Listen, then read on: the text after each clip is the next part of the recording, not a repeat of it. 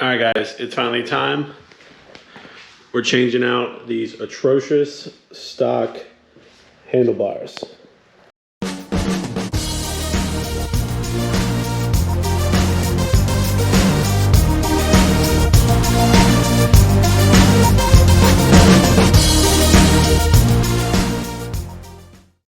All right, so as you can see, this bike is pretty stripped down. We originally were going to change the exhaust, and then while we were doing that, we wanted to change out our controls and mounts for the brake and clutch because the brake side is behind the exhaust. And then while we were doing that, we decided we wanted to get some of that powder coated. So we are just snowballing into starting projects and not finishing them. Powder coating is taking a little bit longer, hopefully next week. So while we're waiting on that to keep this build moving, we're going to work on getting these handlebars off. Then there's a big reason for that. The handlebar setup for a stock bike actually is not bad, but this stock riser, no bueno. We're going to be changing a lot of this to black anyways. We need to disassemble a lot of this and just get it to look better and overall ride better. So I'm not 100% sure the direction we're going to go right away to get all this taken apart, but we need to get it taken apart.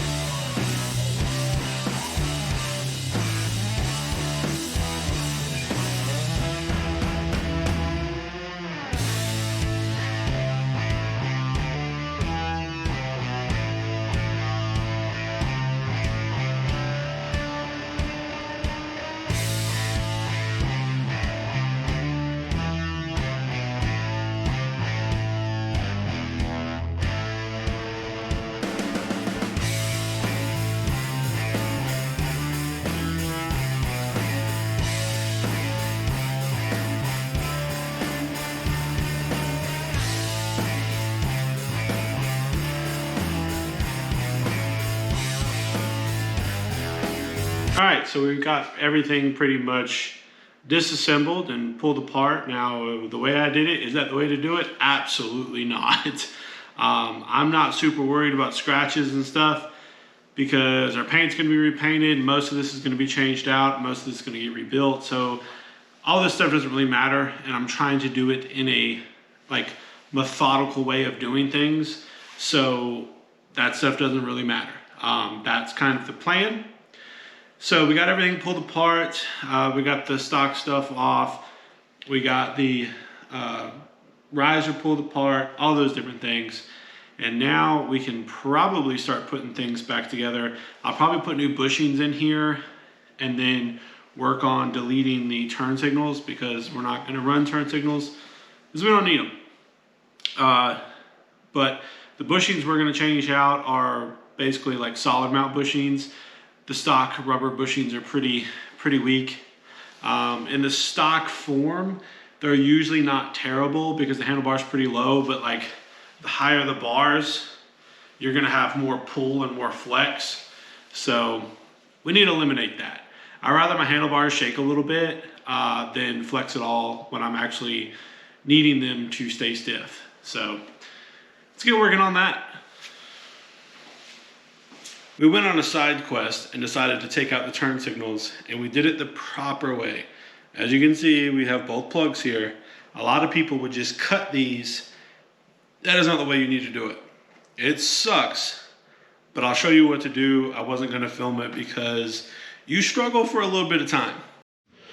All right, so basically you need to pull the rubber out on each side of the neck and pull the wires through here, because this white plug right there, that's one of them.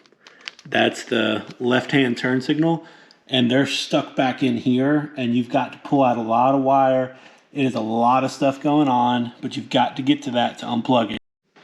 Once you get those unplugged, you can stuff everything back in there, put everything back together, but that is the proper way to delete your front turn signals. Most people are just going to cut them, wire them up, and stuff it back in there or whatever. That could lead to grounding issues or some type of electrical problems in the future. This is the way you're supposed to do it. All right, let's get to putting our new bushings in. I've already got one in on one side. I'll show you how I did that. One little trick, this being metal, put it in the freezer. Now, if you know you're going to do this job, it can be kind of helpful to, when you're fitting two metal parts together that are kind of like a press fit, put the piece that's going in the freezer, and then if you can heat up the piece that's being accepted of the new part, if you can warm that up, the pieces will come together a lot easier. This really wasn't that bad. I'll show you the process of what I did. I just wanted to tell you that.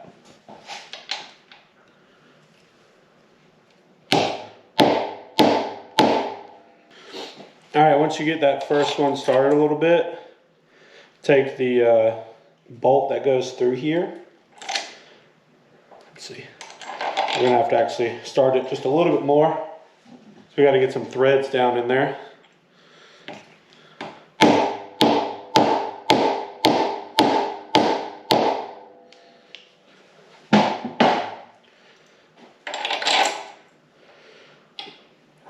We'll take our other one. We found a nut to fit this bolt. We'll get it started. We're going to use the bolt, tighten it all down, and that's going to pull our bushings together. Now that our bushings are seated nicely, just take the bolt back out, and that's an easy way to seat your new bushings. All right, guys, let's see what risers we went with. Obviously, as you see, it's thrashing. We went with the black 6.5 pullbacks. All right, let's get the first one put on here. We're going to use the ground strap we have. We shouldn't need it. Let's test out the new riser. We are going to use the stock ground strap just because it's there. We shouldn't need it because we don't have rubber bushings anymore. It's all metal. But instead of taking all that off, and just to ensure the bike is grounded as good as possible, we're going to leave those in there. Actually, let's put the washers on here too. Never mind on the washers. I didn't like the way they looked, and we don't have to have them. These are flat and all metal, so you don't need them.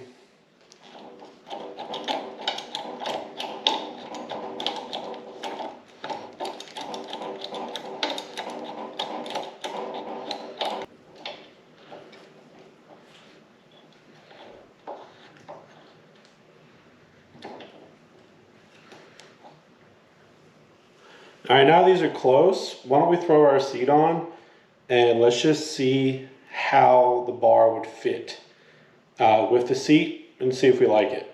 All right, we don't have pegs on the bike, so we can't check that. That's okay.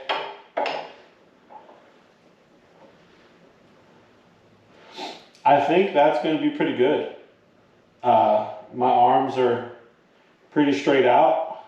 I can roll it up and they are completely straight, or I can roll it back, get to the controls a little bit better, and we're a little on the low side.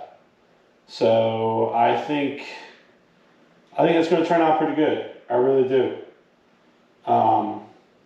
Yeah, pretty happy with that. I don't know what you can see. You can probably see my fat belly there from the side view. But yeah, I'm pretty happy with that. We do have a low bend bar on my bagger. If I wasn't happy with it, I was going to swap them out. I do need to put a high bend bar or a mid bend bar like this on that bike. But I think this is gonna work. This should put us like 11 inches, I think, or 10 and a half, something like that. But yeah, I don't want to drop this down 2 inches because then I think we're going to be a little low. And for riding, I think this is going to be good. At the very least, we're going to run it and see what happens. All right, quick little tip. We got these kind of loose, but we went ahead and put the top clamp on, which is kind of nice. It's got those 12 bolt style bolts.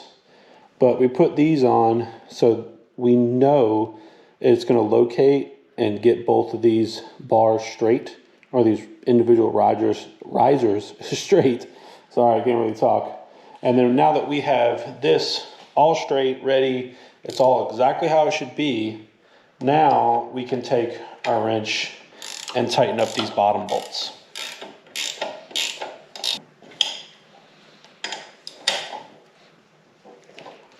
And of course, that's the torque spec good enough. But now everything should be straight, square, good to go, and we shouldn't have any issues. All right, it's another day, and we've been working on the handlebar setup a little bit over the weekend. We haven't been able to do a whole lot, mainly because it's pretty close to Christmas. We wrapped up most of our shopping, did some adulting stuff.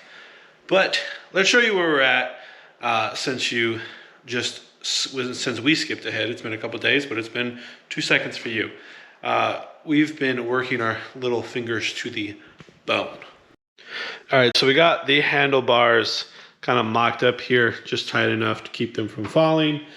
We got the wiring pushed through, and boy, oh boy, is that a pain in the behind.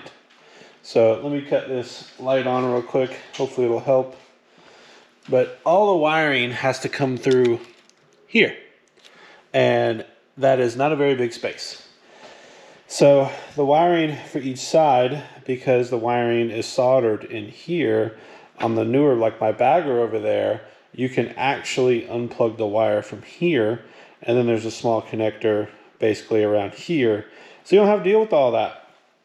But on these dynas, I don't know if it's different on the later model dynas. This technically is a later model dyna, it's 08. But they definitely changed a lot in like 14 or whatever. But what we had to do is we had to take this connector right here, one on both sides, de-pin it, take everything apart, take all the wires out. This one has 6. Then we had to run it through the bar and then repin the connector. Let me show you what that looks like on the other side.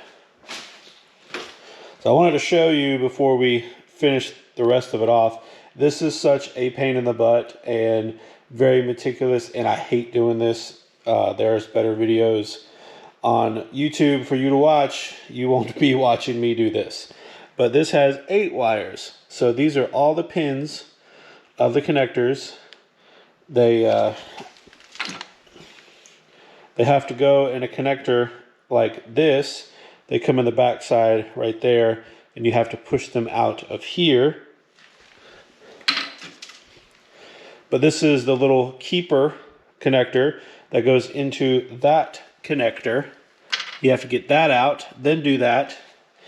You have to take all this off, feed the wiring through, and then put it all back together and plug it back up to put it back through the neck.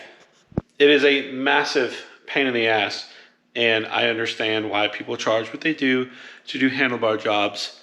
That being said, since we're using a modular setup, which is a handlebar and a riser, this handlebar, we're stuck with it. We are not going to change this again. But if we're not quite happy with the height, we can switch out the risers, which is the more expensive part, but we can always sell them. But we can get a shorter or taller riser, or they make riser extensions if you need to go higher. I'm pretty sure we're not going to need to go higher at all, and we can always roll these bars back a little if we need a little bit shorter, or they need to be closer to us. It's really going to depend on how we feel with the new seat we're getting. But yes, this has been a massive massive pain in the butt, and we're not quite done. I don't really have time to work on it anymore tonight, but I wanted to show you what we've been dealing with at this point before I put them all back together so you can't really see it blown apart. But yes, this is very meticulous. I hate it with a passion. I can't wait to get it done, and I hope, fingers crossed, Comet, good luck, that everything works when you put it back together. Because if I have to go chasing things, oh boy, that would be a disaster. All right, guys, I think we can wrap up the handlebars today. Hopefully that's the plan. It's currently Christmas Eve. We're kind of waiting around, hanging out. So in, I don't know, a few hours, some family's gonna start showing up. So hopefully I can at least get the bars knocked out. We're not that far away. I did forget grip glue. So the clutch side, we're not gonna put that grip on, but that's not a big deal because I wanna glue that instead of just putting it on there. But let's jump into it. We did get our dash back from powder coat. So we need to reassemble this and throw it back on the bike.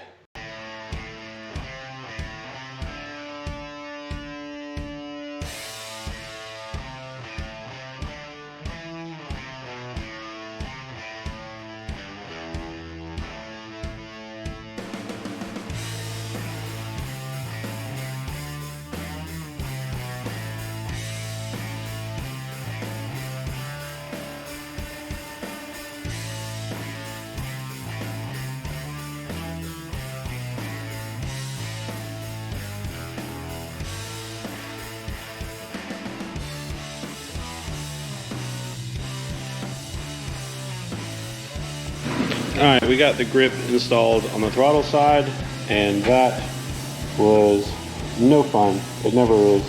But we took the grip and put it in front of the little space heater we have in the garage.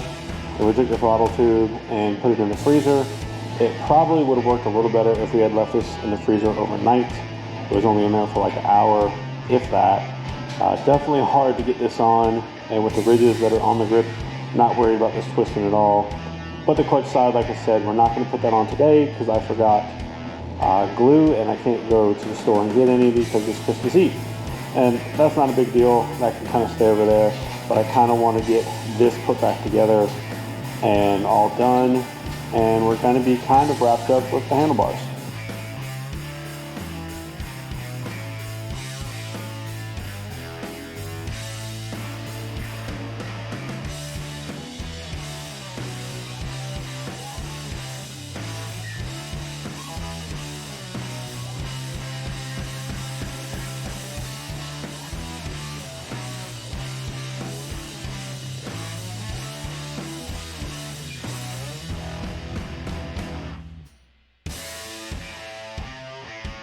All right, guys, that is going to wrap up our handlebar install.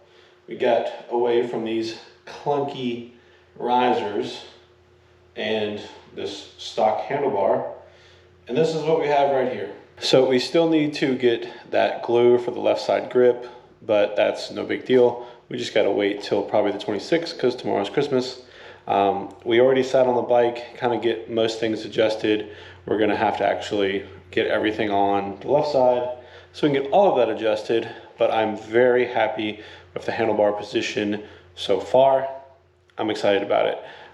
We're not going to really go any further. I'm not going to push the wiring back through just in case we made a mistake. We're going to do the exhaust first because we have to run one of the O2 sensors behind the battery box, and since all that's out, we're going to move on to that before we check our progress with the handlebars. But if we have an issue, we'll pull it back through, unfortunately, and fix the issue. But if you don't mind, hit that like button.